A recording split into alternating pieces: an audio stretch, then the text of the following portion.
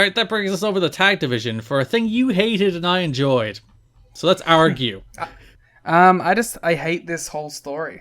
So first show of the month, the Naturals face AMW and Triple X. If you remember, James Storm hurt his back at the end of last month, so they build this match around the idea that Storm's back is hurt for, I think, a pretty compelling match between the three teams. I just don't care about AMW and Triple X.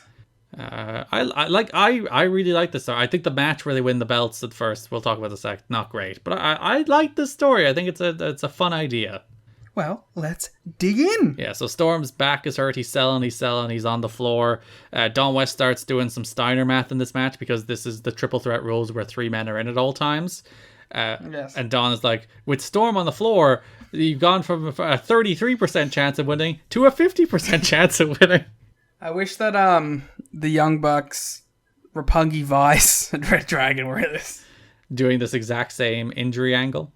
Ooh, yeah, because you do it with Matt Jackson. His back is permanently hurt. You're not wrong. It was really great when they did it. Yeah, they built to the hot tag where Storm finally got the tag. Harris won wild. I thought they built all that very nicely. I will admit that these matches have had really cool finishes. Yeah, the finish of this match was so good. So yeah, Storm gets the hot tag to Harris, runs wild. Then Storm looks to go for the super kick. He gets back in, and his back gives out in like the most realistic way you'll ever see in your life.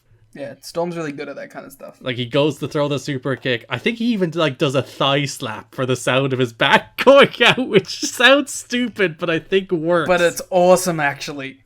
It actually really, really works. And like, he throws enough of the super kick that you have a brief moment of he might have hit it, but no, he didn't. His back is freaking out. His back is freaking out. It is. It's going wild, man. His back just saw the Ryan Satin tweet. It's going crazy. Daniels hits the Angel's wings, but then the Naturals steal the pin to retain the titles.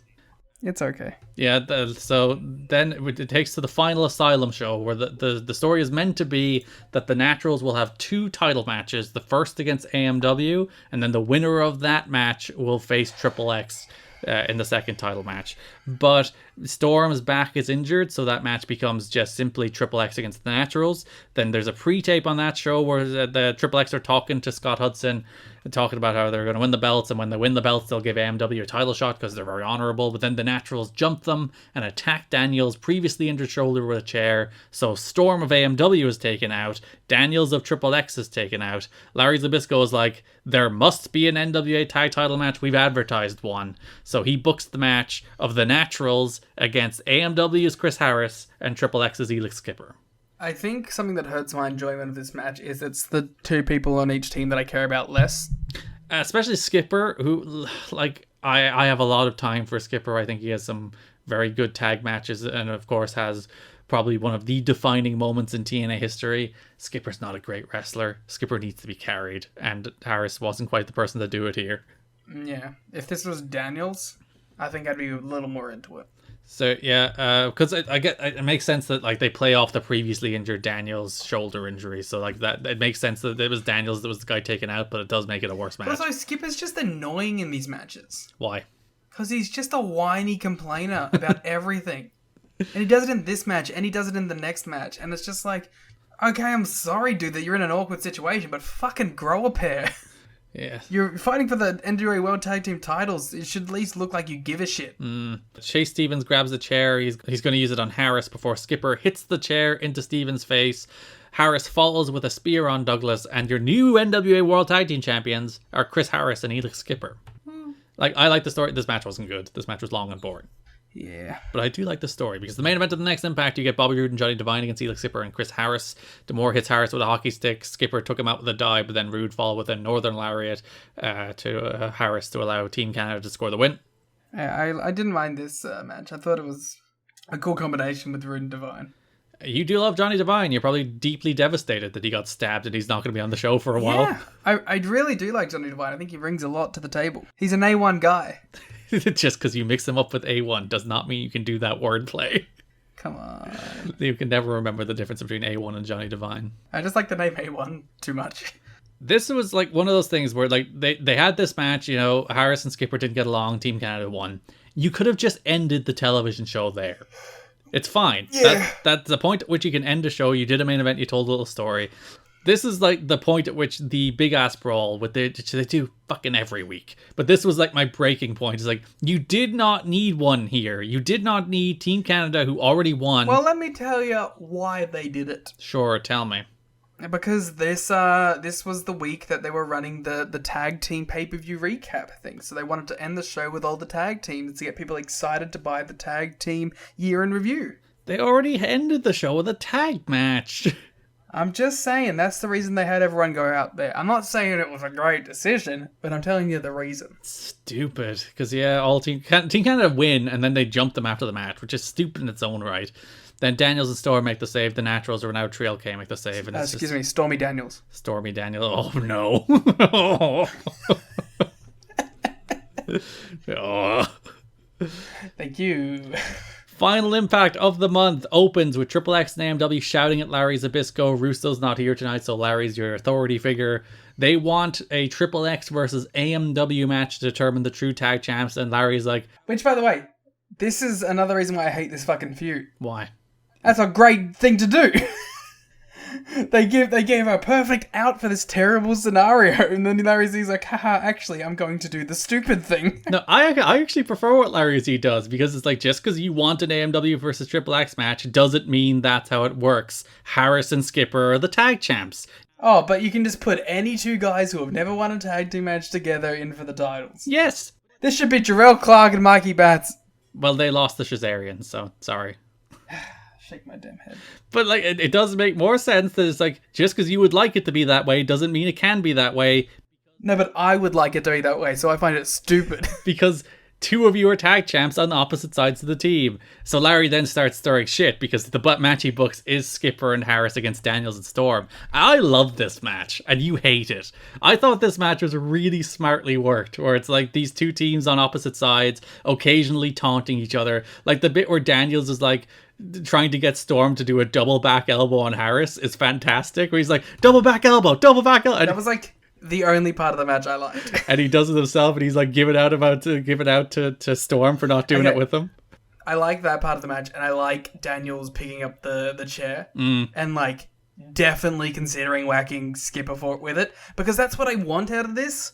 Like that's why my problem with Skipper is in this, and I think even a little bit Harris. I feel like those two don't actually want the tag titles, but I feel like Storm and Daniels are like, oh, we got this opportunity and we want to do it. But isn't that a fun contrast between the different partners? Harris and Skipper are like loyal to their partners, whereas Storm and Daniels are like, tag titles are nice. I do think that's a fun contrast. I don't like the match itself. Like, this match, I liked about a minute of it, and then the other 9 minutes I was like, this is just dreadful boring. I love the touch that AMW and then the Triple X came out like as like together. AMW came out and then Triple X came out, and then they like did the little swap in the ring. Yeah. Again, I do want to give credit to the finish here. I think it was a really cool finish. But there's like a ton of little details in this match. Like Storm tagged in at one stage, but he was in there with Harris, so he pushed Harris into Skipper for the blind tag. I really liked this match. I thought this match was really smartly worked. I don't know.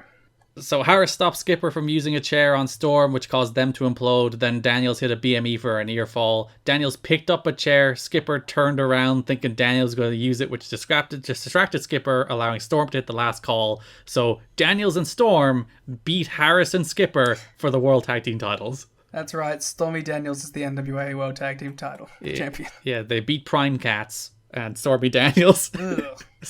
Stormy Daniels and... Wild Time? Wild Time. I like Wild Time. Wild Time and Stormy Daniels are the names of these teams. Yeah, I really like this story. I think it's new and fresh and novel, and I don't think anybody's ever done something like this before, with the mismatched tag partners becoming tag champs. I think it's a cool, fun idea. Before we get on to our usual ending highlight of Goldie, there's a couple other tag division stuff. First show of the month, Shazarian beat Red and Sabin. Tracy was bumped off the apron by Red. Red showed concern and turned right into a Michael Shane superkick for the win. Red looking a little rough. Red does look bad, and it's very sad to see how bad Red looks. It looks like a dude who definitely came back from injury too early. Yeah, it's good to know that he does get back there, but yeah, he hit like the code Red really poorly. And there's a couple this month as well. He does one on Kid Cash as well on Impact, where it's the Red and Saban against Cash and Dallas match, where he hits another one that just. Part of that is I think Cash didn't sell it particularly well, but also it's just another like mounting up of sloppy, amazing Red stuff in 2004. Yeah, it's just a bit sad to see. It's also kind of sad to see like Saban just being this. He's just Red's pal in random X Division matches doing absolutely nothing. Yeah, just X Division tag job guy. Which is a bummer. Though he is X-title contender by the end of the year, so at least he does something. It's just, I don't know, it feels like, let's just get to the fucking machine guns, you know what I mean? Well, that's 3 years away, so... Yeah, it's just around the corner. We didn't mention, PD did defend the X Division title against Sanjay. Perfectly fine match. Sanjay went for the Hindu press, the more distracted him. Dutt missed, Canadian Destroyer, PD retained. We also had a little X Division gauntlet match that took place on September 8th. So it wasn't an X Division match, even though it had X Division wrestlers all over it. No, it was called an X Division dominance match, even though it was a tag team match. Weird. So it was an X Division dominance match, which was Jarrell Clark and Mikey Batts defeating Shazarian, Sanjay and Delirious, Shark Boy and D-Ray, PD was Giant Divine, Amazing Red and Chris Sabin. It started as a battle royal, then the final two men, their partners, came back in. They had a regular tag match to determine the winners. The final two teams were Jarrell Clark and Mikey Batts and Shazarian, and then Clark and Batts picked up the big upset win. Yeah, it's a part of this kind of mini Jarrell Clark, Mikey Batts feud that we've coming out of the NWA-TNA into the TNA era, which I'm enjoying. I like these two, and I'm enjoying them whenever they pop up. And people who got mad at them for getting signed suck a fat dick. It's very mean. The word in the TNA locker room was that Mikey Batts and Jarrell Clark were signed to contracts worth $200 per night for 20 dates. One wrestler, who said he had nothing against Batts or Clark, questioned the company's decision to give them contracts. Quote, "Why would you sign them?" asked the wrestler. "They're not going anywhere." Was that Kid Cash? These poor souls signing their first pro wrestling contracts, and you're like... They have such a low ceiling, you should have never even bothered signing them. No one's going to pick them up. Let him make that $200. I will say, like, I was a little disappointed that then they were just beaten by Shazarian. Yeah, I thought we were at least going to get an Impact, like, title challenge. But, alas. There you go. They didn't do much else. You did have the cool Jarrell Clark match at the end of the month against PD. That match was good. Also, 3LK beat Marcus Dillon and Mike Hannigan in a squash. Two tremendous jobber names right there, Marcus Dillon and Mike Hannigan.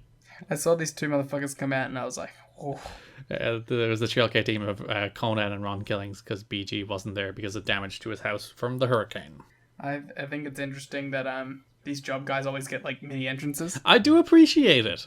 Yeah, I look at them and I'm like, look at these guys. Who's gonna... That's funny, whenever there's a singles match and I'm like, alright, is this gonna be Abyss or is this gonna be Monty killing this guy? It is always a 50-50 shot.